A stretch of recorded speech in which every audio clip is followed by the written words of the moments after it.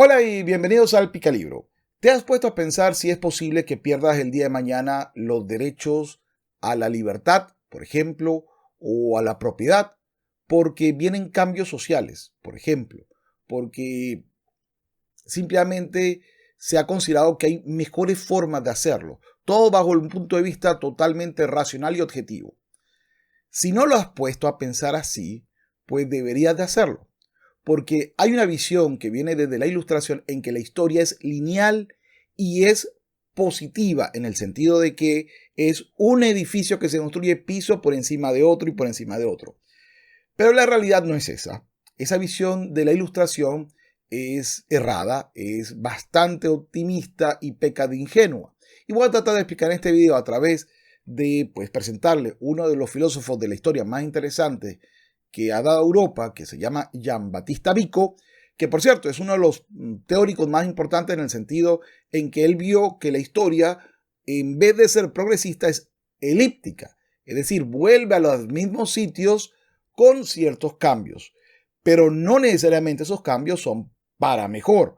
Muy posiblemente esas vueltas de tuerca simple y llanamente significan que de un estado de civilización óptimo pasamos a un estado de salvajismo subóptimo total. Es decir, que de tener, por ejemplo, no digamos la electricidad, pero digamos derechos asegurados como la vida o la integridad o la propiedad privada, posiblemente en tal vez 10, 15 años podamos perder varios de estos.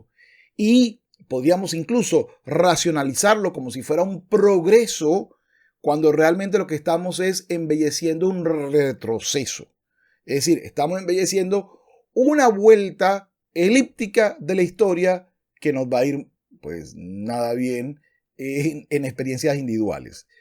Para Giambattista Vico, la sociedad no se forma a través de la razón. No es que un grupo de personas decimos vamos a juntarnos, sino como reacción a dos sentimientos humanos. Es decir, primero el sentimiento antes que la razón. Y estos dos sentimientos son el miedo, en esto coincide con Hobbes, nos juntamos en miedo porque en manada sobrevivimos mejor, tenemos mayor chance de sobrevivir. Y la segunda, en pudor. En pudor quiere decir que salimos del salvajismo, o sea, de ser animales, nos vamos convirtiendo poco a poco en lo que hoy en día llamamos humanos, porque contamos con costumbres sociales desarrolladas. Eso es lo que quiere decir.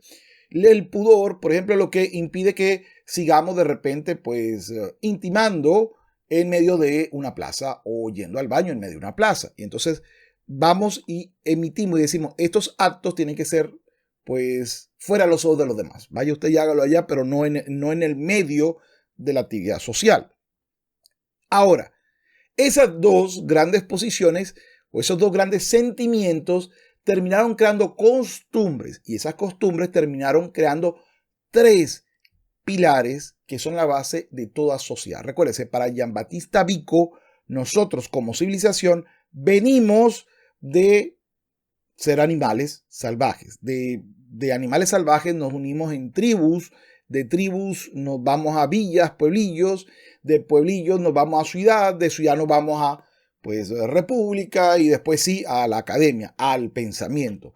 Es decir, que el pensamiento es un resultado final de grandes ensayos y errores de conductas sociales. Y aquí quiero que les quede muy claro a mis amigos progre o aquellos que creen que todo es el lenguaje o que todo es elemento solamente de imposición de alguien que se le ocurrió, etcétera, etcétera. Bueno, realmente la sociedad en la que vives no es más que el resultado de cientos de miles de ensayos y errores con respecto a conductas para llegar a este punto, con la salvedad que este punto no está asegurado porque siempre vamos a cambiar. La sociedad siempre llega a adaptaciones y cambios. El problema es hasta dónde puedes cambiar. Por ejemplo, si yo cambio la estructura externa de un edificio, pues puede ser que no pase nada. Pero si en ese cambio yo le quito uno de los tres pilares, posiblemente el edificio colapse. Bueno, ¿cuáles son los tres pilares que sostienen a la humanidad? Es decir, la diferencia. ¿Qué nos mantiene humanos y no animales? ¿Qué nos mantiene humanos y no salvajes? Sería, creo que la mejor forma de enmarcar lo que nos va a decir Giambattista Vico. Y aquí viene de seguida. Observamos que todas las naciones, tanto bárbaras como humanas, aunque fundadas de forma diversa, al estar lejanas entre sí por inmensas distancias de lugar y de tiempo, custodiaban estas tres costumbres humanas. Todas tienen alguna religión. Todas contraen matrimonios solemnes. Todas sepultan a sus muertos. Y ni entre las naciones más salvajes y crueles se celebran acciones humanas con más rebuscadas ceremonias y más consagradas solemnidades que las religiones, los matrimonios y las sepulturas. Para aclarar, la religión, desde el punto de vista de Giambattista, claro, él es católico, así que él en su libro hace una apología bastante dura al catolicismo. Pero en general, él no está diciendo que tiene que ser el catolicismo la única forma. Él está comparando todo tipo de civilizaciones a las que tuvo acceso histórico. Y, por ejemplo, los romanos, los griegos, los musulmanes, incluso algunos aldeas que en aquella época se tenía de referencia con América en aquel momento. Y resulta que él descubrió o que él vio que todos querían algo que amalgamara precisamente a la sociedad. Y ese amalgamiento de la sociedad no era un elemento material, era un elemento metafísico, más allá de la materialidad.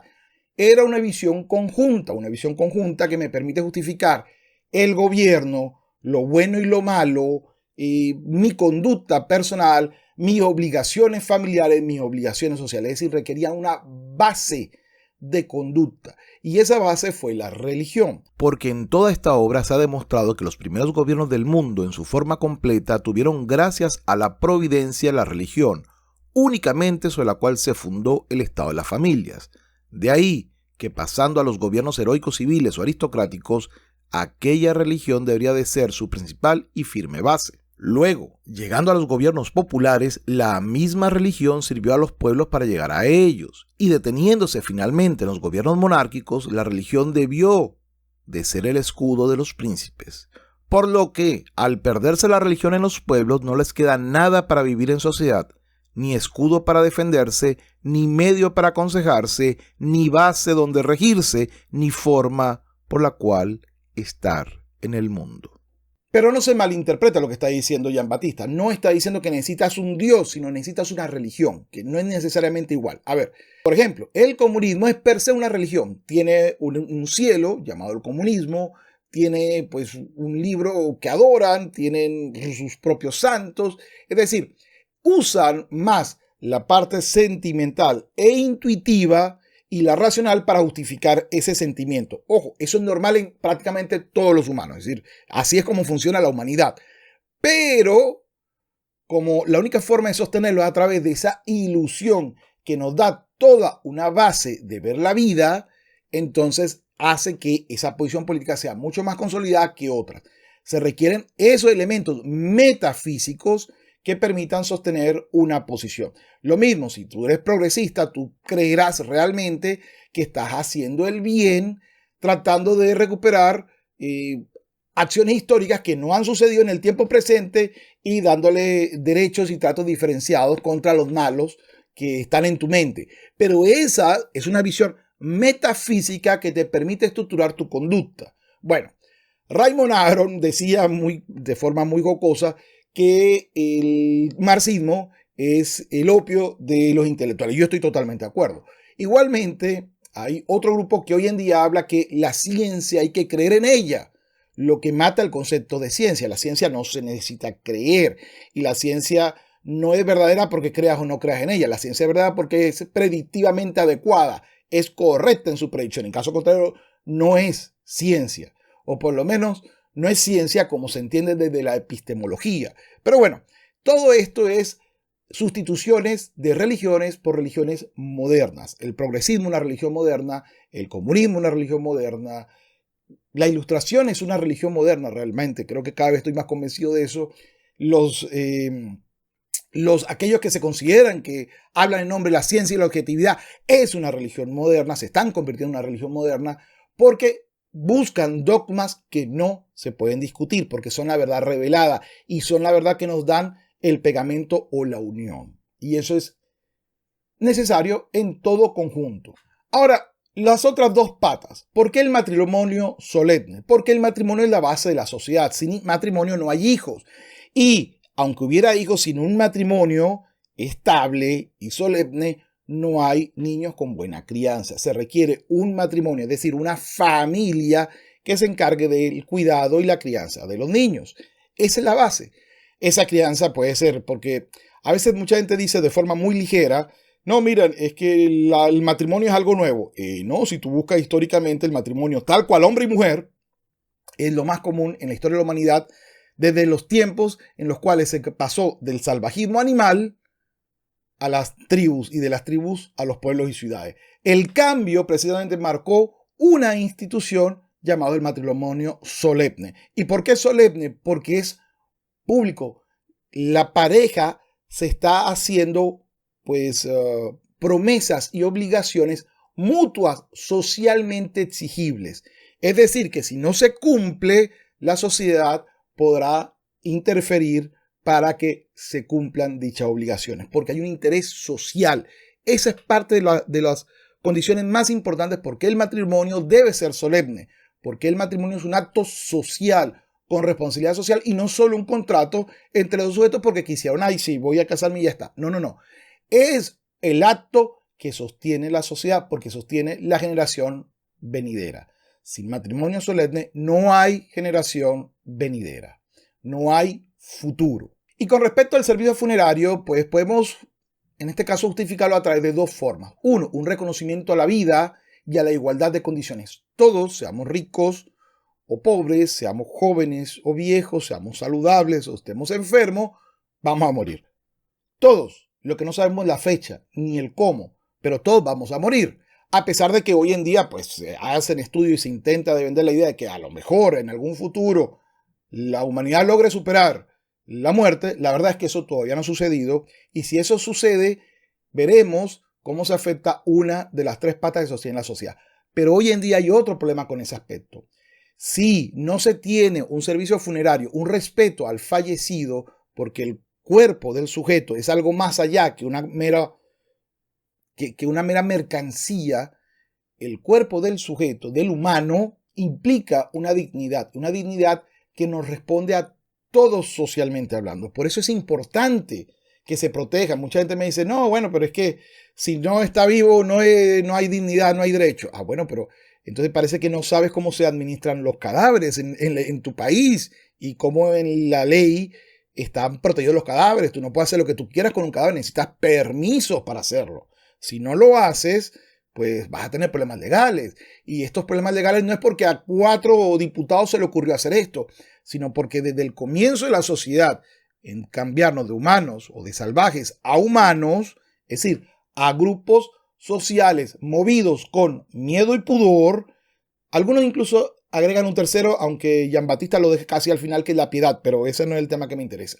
Y eso significará que si los servicios funerarios van perdiendo valor como hecho social, va a haber cada vez más una banalización a la vida y a su fin. Y eso genera un problema incluso hoy en día, cuando más de uno me ha preguntado si considero que el tema de decidir el momento es un derecho humano o no. Por supuesto creo que no. No solamente no es un derecho humano, sino creo que aprobarlo es quitar una de las tres patas que sostiene una sociedad humana. No es la tecnología, no es la razón. Son estas tres costumbres sociales que son y que se han mantenido pues en todas las sociedades. Y así Giambattista dice, si se cae cualquiera de estas, pues vendrá lo siguiente. Por estas tres cosas comenzó la humanidad en todas las naciones, y por ello, todas deben custodiarlas santamente para que el mundo no se embrutezca y no vuelva a la selva de nuevo. Por eso, tomamos esas tres costumbres eternas y universales por los tres principios de esta ciencia.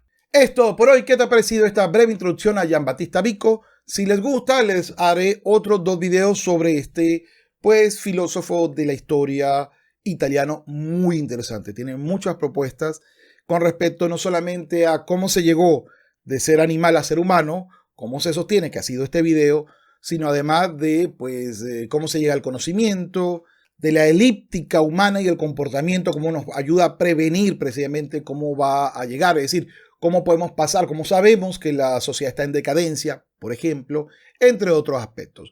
Bueno, es todo por hoy. Muchísimas gracias por haber pasado por acá. Te invito a mis canales secundarios, el Picalibro Live y Capitán Cultura. Igualmente quiero agradecer a mis Patreon. De verdad, muchas gracias por seguirme apoyando a pesar de que este mes pues prácticamente no he publicado nada. He estado un poco mal de salud y bastante atareado con pues algunas actividades laborales adicionales que me han salido. Así que muchas gracias, mis estimados Patreon, vienen de seguidas. Antonio Armijo Sáez, José Flores, Miguel de la Rosa, Jorge Guerra, El Perro de Diógenes, Sir Traselo, Luis Gómez, Eva García Franco, Joaquín López, Rocío Cori, Humberto Ávila, A.I., Alex Crisbalco, Tony Macías, Darío López, Israel Hernández, Julio Ortiz, Diego Londoño, Ariel Alvarado, Mario Joel, Luis Vargas, Jotfrigo, Guillaume Padrón, Marcos Alfonso, Cris, Lula, Gonzalo Alsina, Jaime Almenares, Harry Wong, Miguel Morales, Eduard Soto, Mariano Sibila, Javier, Cristian Contreras, Sergio Delgado, Pablo Kevin, María Chirico Kane, Camel Joseph Jaujet, Ernesto Pablo, Carlos García Rosell y Naima Cuica. Muchísimas gracias por el apoyo al canal. Si has llegado hasta acá, pues te reitero mi agradecimiento. Igualmente, si no te has suscrito a este canal, pues por favor suscríbete, comenta si te ha gustado este video y nos vemos en una nueva oportunidad. Recuerda, menos impuestos y menos Estado innecesario. No dejes que otro piense por ti. Sapere aude y hasta luego.